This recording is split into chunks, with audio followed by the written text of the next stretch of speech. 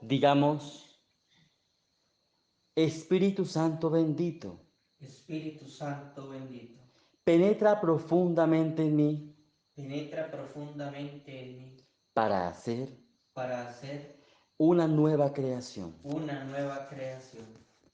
Amén. Amén.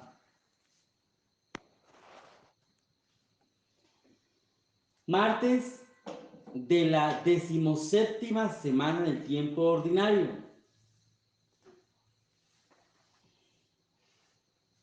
Hay un tema que habitualmente escuchamos mucho y de hecho mencionamos todos los días cuando oramos el Padre Nuestro, que de hecho mencionamos muy frecuentemente en las circunstancias y que incluso a nivel nacional o a nivel gubernamental se habla o se habló y se sigue hablando todavía.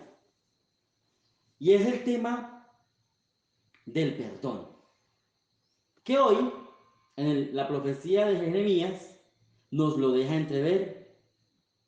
Porque resulta que, dice el texto, mis ojos se deshacen en lágrimas,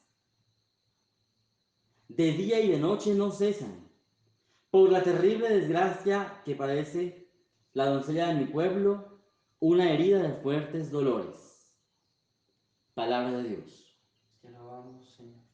Resulta que el profeta Jeremías, en esta predicación que hace, o en esta exhortación que hace al pueblo de Israel, le llama a pedir perdón por sus errores, porque se ha equivocado, porque debe enmendar, porque debe corregir, porque si no pide perdón, le vendrá la desgracia, porque si no se arrepiente de su mala conducta, si no se arrepiente de su proceder, porque estaba obrando mal, entonces caerá en la desgracia, caerá en el error, o mejor, por su persistencia en el error, quedará estancado y apartado del amor de Dios. Y de hecho, digo que se habla o se ha hablado en muchos contextos acerca del perdón.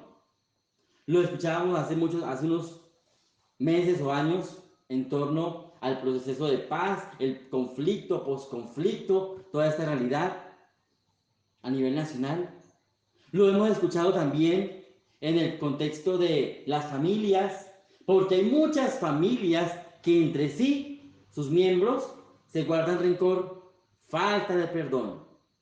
Lo escuchamos todos los días en el Padre Nuestro. Perdona nuestras ofensas como perdonamos a los que nos ofenden. Pero resulta que a veces se nos olvida de fondo, ya desde la vivencia profunda, qué es el perdón. ¿Cómo asimilar el perdón?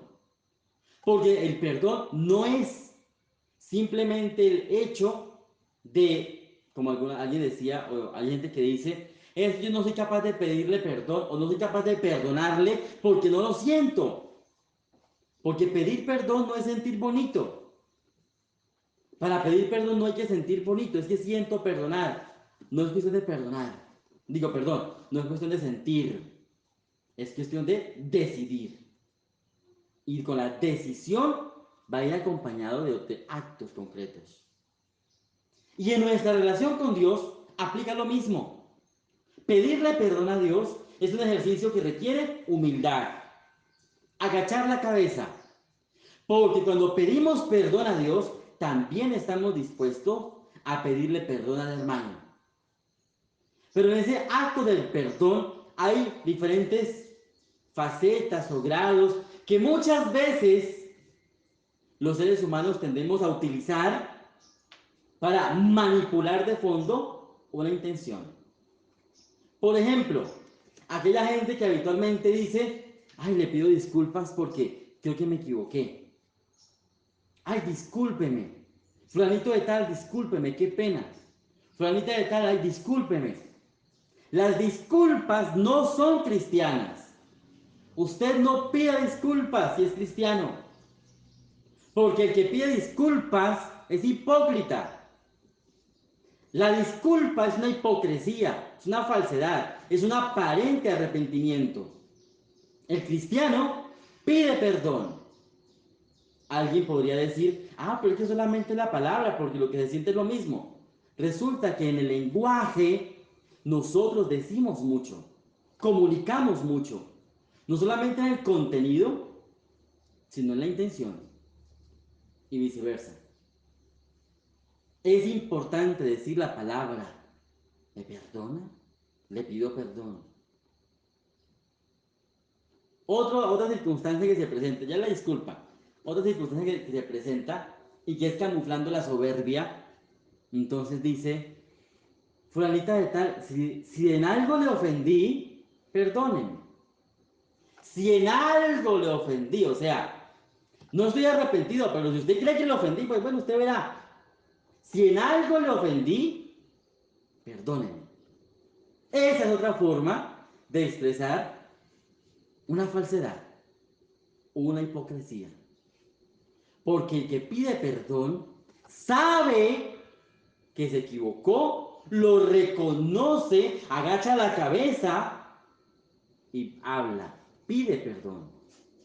Porque si no, también es hipocresía. El perdón muchas veces se encausa hacia el hecho de la falta de arrepentimiento. De hecho, en el Catecismo de la Iglesia Católica se habla de dos tipos o formas de arrepentimiento. La atrición y la contrición perfecta, dice el Catecismo. La atrición es aquel arrepentimiento falso con una doble intención. La intención del remordimiento. Entonces la persona se arrepiente porque siente remordimiento por algo malo que hizo.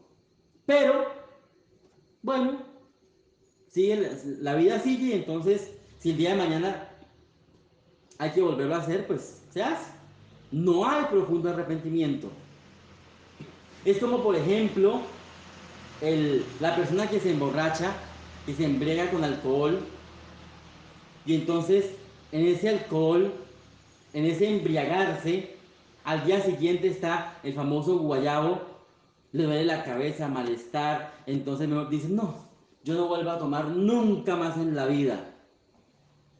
Ese arrepentimiento es falso, porque al cabo de un tiempo, muy seguramente se vuelve a prender. Entonces, ese arrepentimiento no es real. Dice el Catecismo que el arrepentimiento que nosotros como cristianos debemos tener es aquel que lleva el dolor de haber ofendido a Dios. El dolor por haber caído en la desgracia del pecado. El dolor por haber ido en contra del amor de Dios manifestado hacia el hermano. El dolor de haber faltado a la caridad. Ese es el verdadero arrepentimiento. Aquel que lleva consigo, como dice el texto, mis ojos se deshacen en lágrimas, día y noche no cesan. Palabra de Dios. Aquel que lleva consigo incluso hasta lágrimas. Ese es un verdadero arrepentimiento. Alguien dirá, no, pero yo no me arrepiento al punto de llorar. Entonces es falso mi arrepentimiento. No. Las lágrimas son una expresión externa y está bien del sentir interno. Pero no todos con el arrepentimiento tienen que llorar. No, eso no es una norma. No. Hay sincero arrepentimiento sin necesidad de lágrimas, sí, sí lo hay. Pero el punto donde está, que es a donde vamos a avanzar ahora. Un verdadero arrepentimiento es aquel que no se queda estancado en el error. Según el derecho canónico, se menciona la expresión frente al arrepentimiento o frente al error, la obstinación contumaz, es decir, aquel que sabiendo que está en el error, lo sigue haciendo y lo sigue haciendo y persiste e insiste en el error, en el pecado y está ahí. Esa persona no tiene arrepentimiento, no quiere cambiar. Ahora bien, cuando la persona quiere cambiar, da signos de cambio, de conversión. de no volverlo a hacer. Como dice el acto de contrición, propongo firmemente no volver a pecar. Es el propósito firme. Que el día de mañana, por la debilidad humana, vuelva a caer es diferente. Por la debilidad humana, mas no por la intención de volverlo a hacer. Pidamos la gracia a Dios de vivir el profundo arrepentimiento o la contrición de corazón y apartarnos del falso arrepentimiento. Y te invito, si tú eres de los que pide perdón de corazón, utiliza la palabra correctamente. Pide perdón con humildad, con sencillez, a tu hermano, a tu hermana, a tu familiar, a tu vecino, tu vecina. Pide perdón porque es necesario hacerlo. Y si eres de los que pide disculpas, cuidado, cuidado, porque te puedes quedar en la hipocresía, en la falsedad y no avanzar.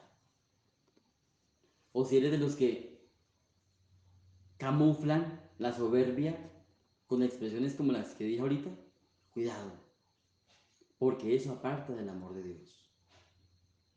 Encomendemos de nuestra vida, nuestro ser, todo lo que somos, tenemos y hacemos, a ese buen Dios que tanto nos ama y nos llama, a ese buen Dios que está con nosotros, que nos invita a insistir, resistir y persistir.